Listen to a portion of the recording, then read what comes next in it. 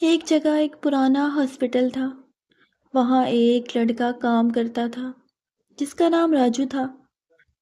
درمیانی عمر کا، دبلا پتلا، گندمی رنگ اور آنکھوں میں ایک عجیب سی بے نیازی۔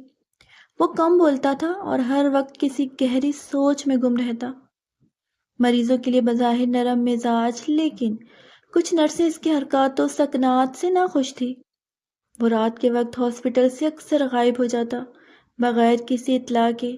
کبھی کبھار کسی نے اسے قبرستان کی طرف جاتے ہوئے دیکھا، مگر کسی نے زیادہ دھیان نہ دیا۔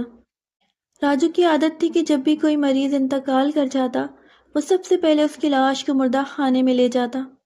وہاں لاش کو نہایت احتیاط سے دھوتا، کفن دیتا اور پھر جنازے کی تیاریوں میں شامل ہو جاتا۔ لیکن بات یہاں ختم نہیں ہوتی۔ جب سب لوگ قبرستان سے لوٹ آتے، راجو وہیں سے اپنا کھیل شروع کرتا۔ آخر اس کا کھیل کیا تھا؟ رات کے پچھلے پہر، گہرے سناٹے میں ڈوبے قبرستان میں وہ قبر کھودتا اور لاش کو نکال کر ایک مخصوص حصے میں لے جاتا۔ وہاں اس نے ایک پرانا ٹھنڈا کمرہ بنا رکھا تھا جس میں وہ گوشت رکھتا، صاف کرتا اور اگلے کئی دنوں تک اسے استعمال کرتا تھا۔ یہ کمرہ ہاسپٹل کی پرانی عمارت کے تہہ خانے میں واقع تھا، جسے برسوں سے کوئی استعمال نہیں کرتا تھا۔ راجو نے اسے اپنی رہائش اور تجربہ گاہ بنا لیا تھا۔ وہ لاشوں کو بڑی مہارت سے کاٹتا، گوشت علیحدہ علیحدہ کرتا، خون کو مخصوص برتنوں میں جمع کرتا اور باقی بچی ہڈیوں کو ایک پرانے صندوق میں رکھ دیتا۔ وہ گوشت کو کبھی کبھار پکاتا، کبھی کچا کھاتا اور کبھی مخصوص مسالوں میں رکھ کر اسے سکھاتا اور کئی ہفتے یوں ہی گزر جاتے۔ راجو کا کام اچھا خاصا چل رہا تھا، لیکن ایک دن ایک نرس کو شک ہوا۔ اس نے راجو کو کئی راتوں میں ہاسپٹل سے باہر نکلتے دیکھا اور ایک دن اس کا پیچھا کرنے کا فیصلہ کیا۔ وہ سرد رات تھی، ہوا میں نمی تھی۔ راجو قبرستان کے اندر ایک تازہ قبر کے پاس بیٹھا تھا۔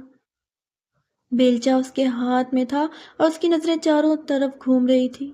جیسے اس نے قبر کھودنا شروع کی، نرس کی چیخ نکل گئی، لیکن وہ چیخ اس کے گلے میں ہی دب گئی۔ راجو نے پیچھے مڑ کر دیکھا اور بجلی کسی تیزی سے نرس کے قریب پہنچا۔ نرس نے جیسے ہی راجو کو اپنے قریب دیکھا، وہ بے ہوش ہو گئی۔ وہ بھاگنا چاہتی تھی، لیکن اپنی جگہ سے قدم بھی نہیں اٹھا پائی اور بے ہوش ہو گئی۔ جب نرس کو ہوش آیا تو وہ ایک تاریک کمرے میں بند تھی اور اس کمرے میں چاروں طرف مردہ جسموں کا ڈھیر تھا۔ کچھ گوشت برف میں لپٹا ہوا تھا، کچھ پلاسٹک کے ڈبوں میں اور ایک طرف ہڈیوں کا ڈھیر۔ نرس نے دل پر جبر کیا اور جیسے ہی راجو باہر گیا، اس نے دروازہ توڑنے کی کوشش کی۔ اتفاق سے اس وقت ہاسپٹل کے ایک سینئر ڈاکٹر اس زیر زمین حصے میں آیا جہاں یہ کمرہ تھا۔ نرس کی آواز سن کر اس نے دروازہ کھولا اور یوں سچ سامنے آ گیا۔ پولیس کو بلایا گیا، راجو کو گرفتار کیا گیا اور جب اس کے کمرے کی تلاشی لی گئی تو سب کچھ برآمد ہوا اور سامنے کا منظر ایسا تھا جس کا کوئی تصور بھی نہیں کر سکتا تھا۔ اس کے خلاف مقدمہ چلایا گیا اور اسے پاگل خانے بھیج دیا گیا۔ لیکن پاگل خانے میں بھی راجو کا عمل ختم نہ ہوا۔ وہاں کے عملے نے بتایا کہ راجو اکثر دوسرے مریضوں کے بارے میں عجیب عجیب باتیں کرتا۔